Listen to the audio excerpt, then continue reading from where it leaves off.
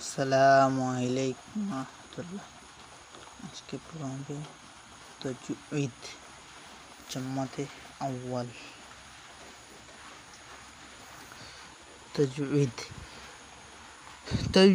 তাজউইদ শব্দের অর্থ উত্তম বানানো বা সুন্দর করা।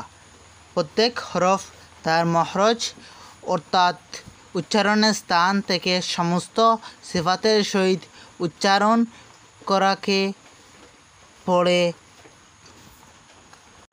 তাজউইদ। তাজউইদ শব্দের অর্থ উত্তম বানানো বা সুন্দর করা।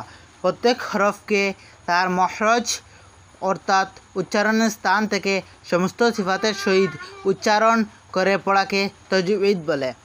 মখরজ শব্দের অর্থ বাহির, স্থান, প্রস্থান। আরবি হরফগুলি যে সকল জায়গা থেকে বিশুদ্ধভাবে উচ্চারিত হয় সে সব জায়গাকে মখরজ বলে। আরবি বর্ণমালা মোট হরফ হচ্ছে 29টি। এই 29টি হরফের মোট মখরজ বা উচ্চারণের স্থান 17টি। হরকত, জের, জবর, পেশকে হরকত বলে। সকুন, জজমকে সকুন বলে।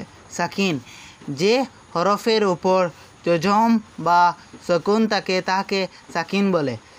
তানঈন, 2 জবর, 2 জের, 2 পেশ কে তানঈন বলে। তশদিদ, হরফের প্রথমে সাকিন অতঃপর হরকত দিয়ে পড়াকে তশদিদ বলে। মুসাদ্দাদ, যে হরফের উপর তশদিদ থাকে তাহাকে মুসাদ্দাদ বলে, যেমন মিম মুসাদ্দাদ। তাউজ, আউযু বিল্লাহি মিনাশ শাইতানির রাজিম, তাহাকে তাউজ বলে। তাসমিয়া, বিসমিল্লাহির রহমানির রহিম।